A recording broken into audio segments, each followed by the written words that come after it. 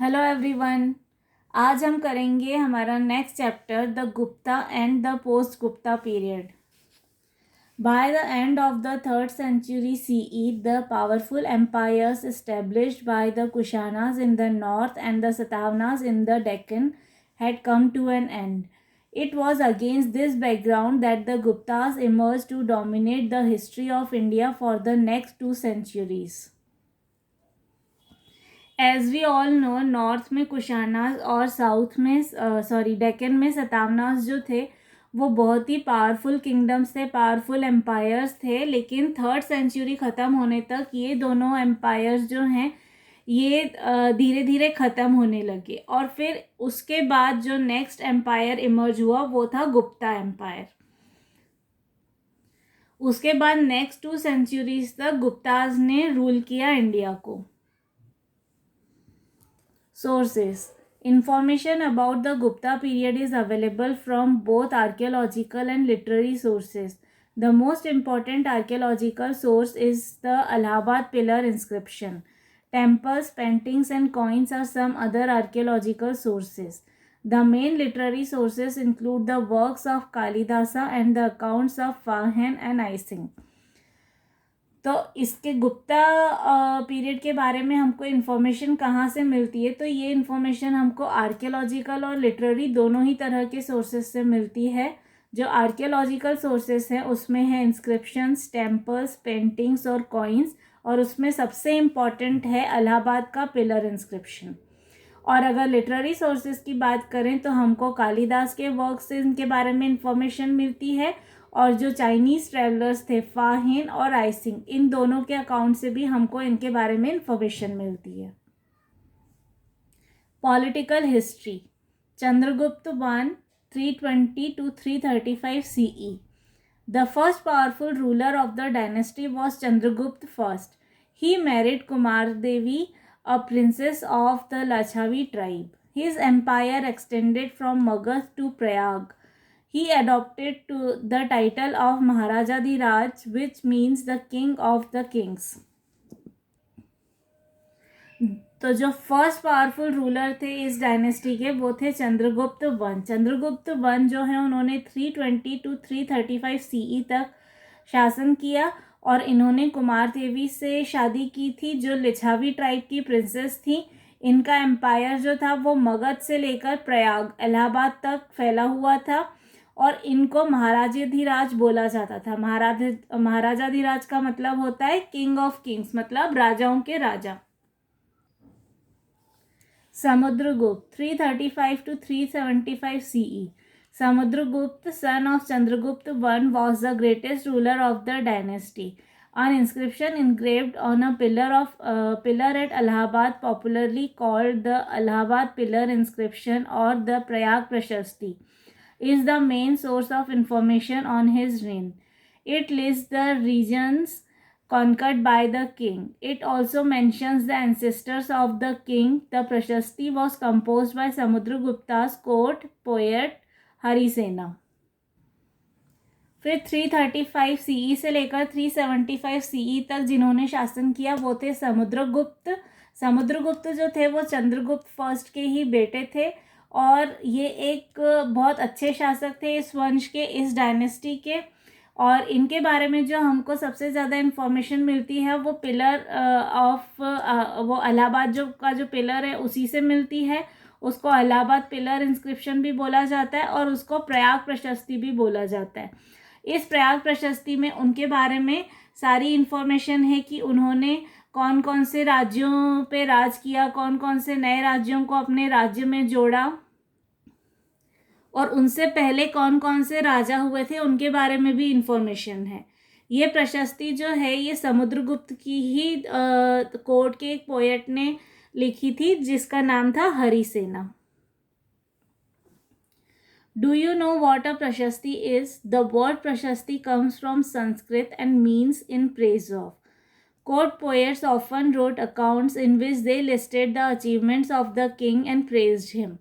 They then engraved such accounts on pillars so that the people could read them. The pillar inscription of Samudragupta is one such prashasti. Given in the box below are a few lines from it. They describe the kind-hearted nature of the king. अब प्रशस्ति का मतलब क्या होता है? प्रशस्ति जो है ये एक संस्कृत वर्ड है जिसका मतलब होता है किसी की प्रशंसा करना, किसी की तारीफ करना। तो जो भी दरबार में, राजा के जो दरबार में जो भी पोएट्स हुआ करते थे, वो राजा के अचीवमेंट्स को हमेशा लिस्ट कर लिया कर लेते थे, हमेशा उनको लिख लिया करते थे और उसमें वो राजा की बहुत तारीफ किया करते थे। और फिर उसके बाद उसको बड़े बड़े पिलर्स पे वो इंग्रेव कराया करते थे, उस पर लिखवाया करते थे, ताकि लोग जो हैं वो उसके बारे में पढ़ पाएँ और वो अपने राजा को प्रेज कर पाएँ कि उनके राजा के इतने अचीवमेंट्स हैं। तो जो इलाहाबाद पिलर इंस्क्रिप्शन है वो भी ऐसी ही एक प्रशस्ति है जिसमें उनके राजा को काफ़ी प्रेज किया गया है। तो नीचे जो ये बॉक्स दिया गया है इसमें बताया गया है कि वो वहाँ उस प्रशस्ति में क्या लिखा गया है। एक बॉक्स में बताया गया है कि समुद्रगुप्त जो थे वो कितने काइंड हार्टेड थे, वो कितने अच्छे थे। Samudragupta the kind king whose mind busied itself with the support and the initiation of the miserable, the poor, the helpless, and the afflicted, who was the glorified personification of kindness to mankind, whose officers were always employed in resorting the wealth of the various kings who had been conquered by the strength of his arms, whose many wonderful and noble deeds are worthy to be praised for a very long time. अब ये जो है ये प्रशस्ति का एक part है जिसमें बताया गया है कि समुद्रगुप्त जो थे वो कितने काइंड किंग थे, उन्होंने अपनी प्रजा के लिए कितना काम किया, उनके यहाँ जो लोग एम्प्लॉयड थे, जो उनके ऑफिसर्स थे, वो कितना काम करते थे प्रजा की भलाई के लिए। whose mind busied itself with the support and the initiation of the miserable, the poor, the helpless and the afflicted. मतलब उनका माइंड जो है वो हमेशा बिजी रहता था कि जो दयनीय स्थिति में हैं, जो गरीब लोग हैं, जो हेल्पलेस हैं, उनकी वो कैसे ज़्यादा से ज़्यादा हेल्प कर पाए, उनके लिए वो क्या ज़्यादा से ज़्यादा कर सकते हैं। Who was the glorified personification of kindness to mankind. मतलब मैनकाइंड के लिए दया का तो वो एपिटोम थे, मतलब वो दया की जीती जागती मिसाल थे। Whose officers were always employed in restoring the wealth of the various kings who had been conquered by the strength of his arms. मतलब उनकी सेना ने अपना साहस, अपनी बहादुरी का परिचय देते हुए जिन राज्यों को जीता है, उनसे जो वेल्थ जमा की गई है उसको कैसे रिस्टोर किया जाए, कैसे प्रजा की भलाई में लगाया जाए, ये हमेशा वो सोचा करते थे। Whose many wonderful and noble deeds are worthy to be praised for a very long time. जिनकी इतनी वंडरफुल डीड्स हैं, इतने उन्होंने भलाई के काम किए हैं कि उनकी तो बहुत युगों युगों तक प्रशंसा की जाए तो भी कम है। So this was the part of Prashasti which was written by Harisena. The Prayag Prashasti. The Prashasti lists the rulers against whom Samudragupta fought. It also describes the policy that he followed towards each set of rulers. तो जो प्रयाग प्रशस्ति है उसमें सारे rulers की list है जिन जिन के साथ भी समुद्रगुप्त की लड़ाइयाँ हुई थी, और उसमें वो सारी पॉलिसीज़ भी रिटर्न हैं जिनको फॉलो किया गया था। In the north, Samudragupta defeated 4 powerful kings and numerous smaller kings. A large part of northern India became part of his empire. These territories were administered directly. तो नॉर्थ में समुद्रगुप्त ने जो है वो 4 पावरफुल राजाओं को हराया था और छोटे छोटे बहुत सारे राजाओं को हराया था, और नॉर्दर्न इंडिया का एक बहुत बड़ा पार्ट जो है उन्होंने अपने एम्पायर में शामिल कर लिया था, और इस पूरे एम्पायर को वो डायरेक्टली एडमिनिस्टर करते थे, मतलब इन पूरे राज्यों पे वो डायरेक्टली राज करते थे। Samudragupta defeated 12 rulers of the Deccan and the far south दक्षिण पथ. These kingdoms were not annexed. The rulers only had to pay an annual tribute and accept Samudragupta as their overlord. Samudragupta ने दक्कन और साउथ के भी 12 बड़े राज्यों को 12 बड़े शासकों को हराया था, लेकिन उनके किंगडम्स को उन्होंने अपने किंगडम में शामिल नहीं कर लिया था। ये जो राजा थे ये अपने किंगडम पे राज कर सकते थे, लेकिन उन्हें समुद्रगुप्त को अपना ओवरलॉर्ड मानना था। मतलब समुद्रगुप्त जो हैं वो कुछ पॉलिसीज़ डिसाइड कर सकते थे, पॉलिसीज़ में चेंजेस कर सकते थे, और वो इन राजाओं के राजा थे।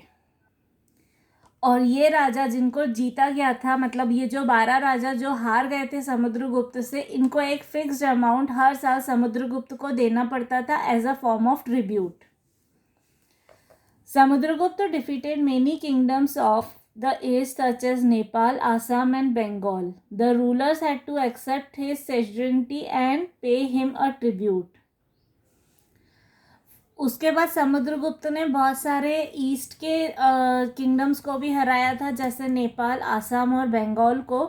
और यहाँ के रूलर्स जो है, यहाँ उनको समुद्रगुप्त की स्यूजरेंटी एक्सेप्ट करनी पड़ती थी। मतलब कि जो छोटी मोटी पॉलिसीज़ तो जो हैं वो खुद वो बना सकते हैं, अपने इंटरनल पॉलिसीज़ वो बना सकते हैं, लेकिन बेसिक कंट्रोल जो रहेगा वो समुद्रगुप्त का ही रहेगा। जो बड़ी पॉलिसीज़ रहेंगी वो समुद्रगुप्त की तरफ से ही बनेंगी, और उनको भी एक एनुअल ट्रिब्यूट देना पड़ता था समुद्रगुप्त को। Samudragupta also defeated the forest tribes of the Vindhya region. The rulers offer tributes and gifts to the king. उसके बाद समुद्रगुप्त जो है उन्होंने फॉरेस्ट ट्राइब्स को भी डिफीट किया था, हराया था। जो विंध्या रीजन के जो फॉरेस्ट ट्राइब्स थे उनको भी समुद्रगुप्त ने हराया था, और वहाँ के जो रूलर्स थे उन्होंने एज अ ट्रिब्यूट समुद्रगुप्त को कई सारे गिफ्ट्स दिए थे। Chandragupta II, 375 to 415 CE. Chandragupta II was the son of Samudragupta. He was also known as Vikramaditya. He defeated the Shakas and took control of the port of Broch, Cambay and Sopara. He maintained friendly relations with the powers of the Deccan and the far south. उसके बाद जो next राजा बना वो था Chandragupta to. Chandragupta to जो है वो 375 से 415 CE तक उसने राज्य किया था, और ये समुद्रगुप्त का बेटा था। इसको विक्रमादित्य के नाम से भी जाना जाता था। इसने शकास को हरा के ब्रोच, कैम्बे और सोपारा के जो पोर्ट्स थे उन पे उसने अधिकार कर लिया था, और इसने जो डेक्कन और साउथ के जो पावर्स थे, मतलब वहाँ के जो राजा थे, उनके साथ इसने फ्रेंडली रिलेशंस मेंटेन किए थे। Chandragupta II was a patron of arts and literature. The Navratnas or the 9 gems lived in his court. Poet Kalidasa was one of them. Fayan came to India during Chandragupta's reign and has written about many other poets, philosophers and writers who lived at the court of the king. He has also written about the life of the common people. अब जो Chandragupta to थे उन्होंने art और literature को काफ़ी बढ़ावा दिया था। उनकी कोर्ट में नवरत्न होते थे, उनमें एक थे कालिदास, और उसके अलावा जो फायन थे, जो चाइनीज़ ट्रेवलर थे, वो भी चंद्रगुप्त के रेन के टाइम पर ही, मतलब चंद्रगुप्त के शासन के टाइम पर ही वो इंडिया आए थे, और उन्होंने बहुत सारे पोएट्स, फिलोसोफर्स और राइटर्स के बारे में लिखा था जो चंद्रगुप्त की कोर्ट पे ही रहते थे। और फायन ने उस टाइम की जनरल जो प्रजा थी, उनकी जो कॉमन पीपल थे, उनके बारे में भी लिखा था कि उनकी लाइफ कैसी होती थी और उनका लाइफस्टाइल कैसा होता था। After Chandragupta II, Kumargupta and Skandagupta were powerful Gupta rulers. During the reign of Skandagupta, the empire was threatened by the Hunas, the nomadic tribesmen of Central Asia. They ended the rule of the dynasty. फिर Chandragupta second के बाद कुमारगुप्त और स्कंदगुप्त ने भी rule किया था। ये दोनों भी पावरफुल रूलर्स थे, लेकिन स्कंदगुप्त के बाद जो हुणास थे उन्होंने इस पूरे शासन पर कब्जा किया था, और उसके बाद ये गुप्ता वंश का शासन जो है वो ख़त्म हो गया था। जो हुणास थे उन्होंने स्कंदगुप्त से उनका एम्पायर ले लिया एज इन फाइट करके छीन लिया। तो इस तरह से गुप्ता डायनेस्टी का जो रूल था इंडिया पे से वो खत्म हो गया।